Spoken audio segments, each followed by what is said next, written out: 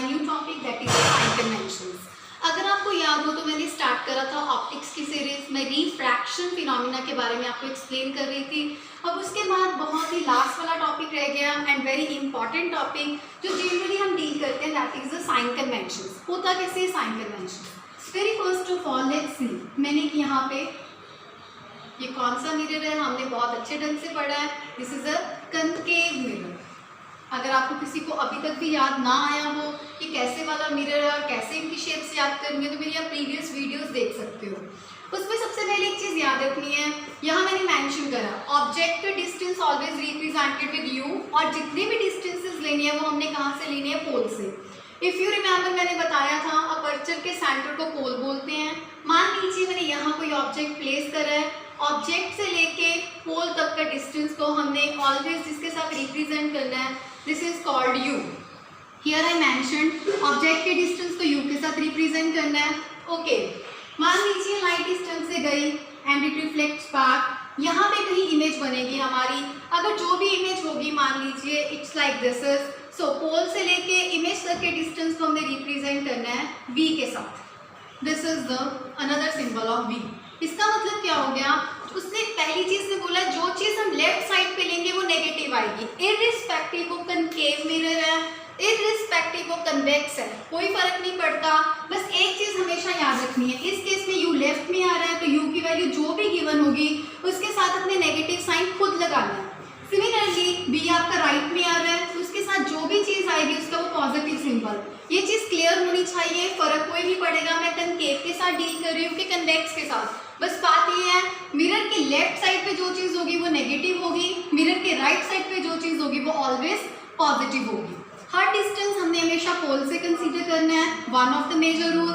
Next rule, object के distance को always U के साथ रिप्रेजेंट करना है और इमेज के डिस्टेंस को ऑलवेज v के साथ रिप्रेजेंट करना है।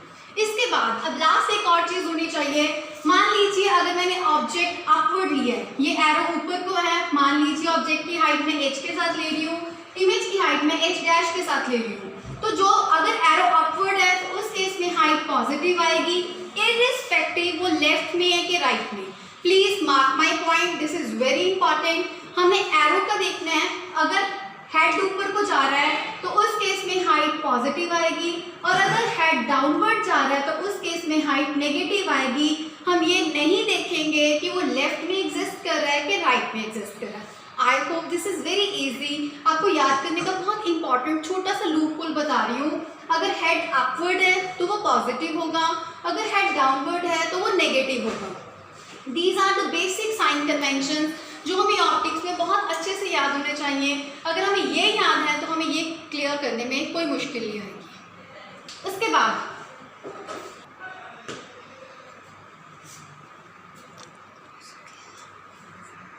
with my new topic that is the magnification. So magnification होता क्या है? मैग्निफिकेशन हमें ये बताता है कि कोई इमेज कितनी इनलार्ज्ड है या फिर कोई इमेज कितनी छोटी है। उसके बाद हमें डिटेल इन्फॉर्मेशन हमें मैग्निफिकेशन टर्म से मिलती है।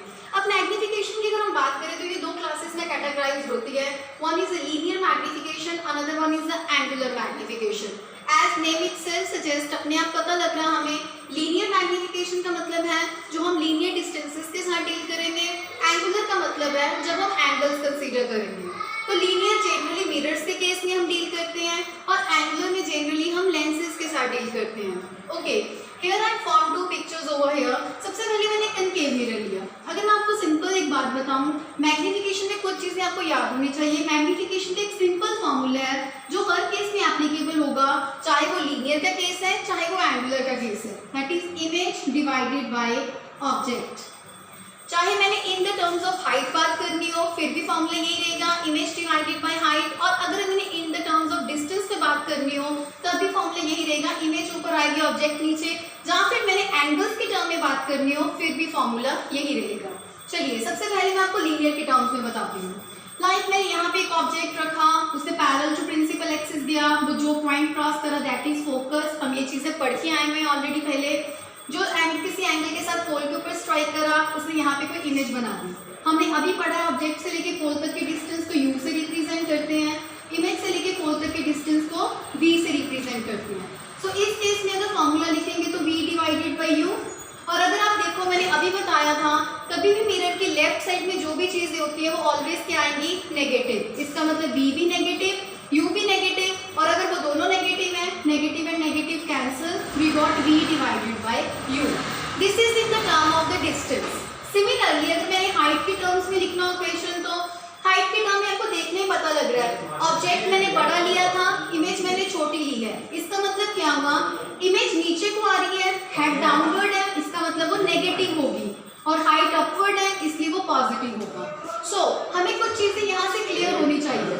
अगर किसी चीज की मैग्निफिकेशन नेगेटिव आ रही है, इसका मतलब क्या हुआ कि हमें रियल प्लस इन्वर्टेड इमेज मिल रही है। अगर मैग्निफिकेशन किसी चीज की पॉजिटिव आ रही है, इसका मतलब हमें वर्चुअल प्लस इरेक्ट इमेज मिल रही है। और अगर किसी की मैग्निफिकेशन 1 आ रही है, इसका मतलब ऑब्जेक्ट का साइज इमेज के साइज के बिल्कुल इक्वल है। वी हैव 3 पर्सपेक्टिव्स, प्लीज इन तीनों को आप अच्छे से लर्न करिए, these are very important. Magnification negative है तो वो रियल और इन्वर्टेड इमेजेस देगा, हमें पता लग जाएगा वो इमेज छोटी बन रही है। नेगेटिव मीन्स छोटी इमेज मिल रही है, पॉजिटिव मीन्स एनलार्ज्ड बड़ी इमेज मिल रही है, और 1 का मतलब है कि सेम साइज की इमेज मिल रही है। और ये स्पेशल केस है, आपको याद होना चाहिए, जब ऑब्जेक्ट हम सेंटर ऑफ कर्वेचर के ऊपर फॉल करते हैं, उस केस में इमेज भी कहाँ पे बनती है, that is on centre of curvature. This is only 1 case जहाँ पे हमें मैग्निफिकेशन 1 मिलती है, अदरवाइज और कहीं नहीं मिलती, इसलिए please mark this point, this is very important. आ जाइए एंगुलर के ऊपर। अभी हमने लेंसेज पढ़े नहीं है, पर बेसिकली मैं आपको जनरलाइज करके बता रही हूँ। अगर मैग्निफिकेशन का general formula image divided by object है, तो यहाँ पे मान लीजिए इमेज यहाँ बन रही है, ऑब्जेक्ट यहाँ पे है, तो इमेज का एंगल क्या है, बीटा, ऑब्जेक्ट का एंगल क्या है, alpha. So m is equals to beta divided by alpha. So here I have the 2 formulas, but याद रखिएगा मैं बेसिक कॉन्सेप्ट सेम लेके जा रही हूँ, इमेज डिवाइडेड बाय ऑब्जेक्ट।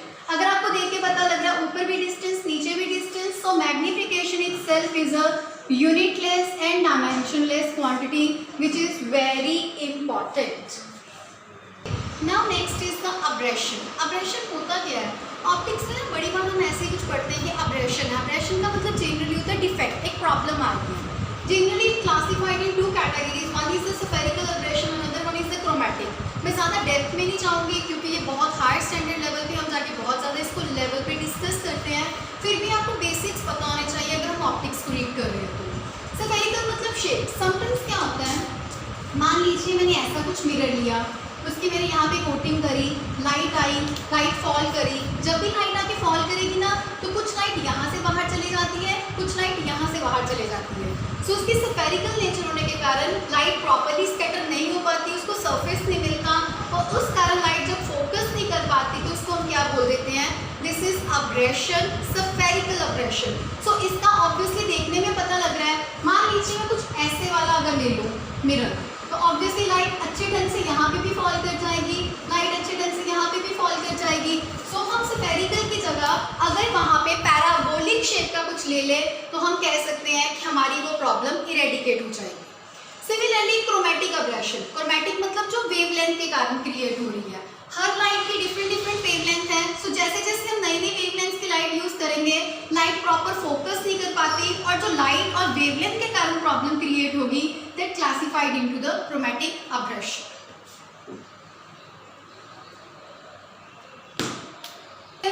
मैंने कंपाइल करके फॉर्मूलाज लिखे हैं जो भी हमने ऑप्टिक्स में पढ़े हैं, रिफ्रैक्शन थ्योरी में पढ़े हैं। Very first of all, radius of curvature is twice of focal length. तो उसने क्या बोला है कि मान लीजिए अगर हमें फोकल लेंथ गिवन है 5 सेंटीमीटर, तो वहाँ से radius of curvature but obviously खुद ही निकल आएगा। मीन्स हमें दोनों में से कुछ भी एक चीज़ गिवन है, दूसरी हम ऑब्वियसली सीधे निकाल लेंगे by using this relation. Next relation is mirror formula. हमने इसकी डेरिवेशन मैंने सॉल्व नहीं करवाई आपको, बट अगर आपको ऑप्टिक्स के मेरे समझाए सारे कॉन्सेप्ट्स क्लियर हो गए हैं तो आप इजीली इस चीज़ को निकाल सकते हो। This is not an tough job. अगर फिर भी किसी को प्रॉब्लम आती है, प्लीज़ आप कमेंट सेक्शन में मुझे बता सकते हैं, मैं इसकी स्पेशल एक वीडियो अपलोड कर सकती हूँ अपने चैनल पे। बेसिक फॉर्मूला क्या है, 1 divided by object plus 1 divided by image is always equals to 1 divided by focal length. And third one जो अभी हमने पढ़ा है, magnification is equals to image divided by object. Image always ऊपर आएगी, चाहे हाइट का केस हो, चाहे एंगल का केस हो, चाहे लीनियर डिस्टेंस का केस हो। इमेज ऑलवेज ऊपर, ऑब्जेक्ट ऑलवेज नीचे। सो आई होप आपको कुछ नया सीखने के लिए मिला हो। This is all about reflection of light. Reflection phenomena is very important. मैंने पहले ही अपनी वीडियो में भी बताया था, रिफ्लेक्शन को जनरली अगर हम डेली लाइफ में कहीं ऑब्जर्व करते हैं, दैट इज प्लेन मिरर, जो हम दिन में पता नहीं कितनी बार देखते हैं। और इसके अलावा भी अगर हम इतनी बात कहें कि रिफ्लेक्शन फिनोमिना में सबसे इंपॉर्टेंट बात कौन सी होती है, वो कभी अपना मीडियम चेंज नहीं करता। Medium always remains the same in case of the reflection phenomena. I hope आपको कुछ नया और कुछ इंटरेस्टिंग सीखने के लिए मिला हो। Please do like, do share, do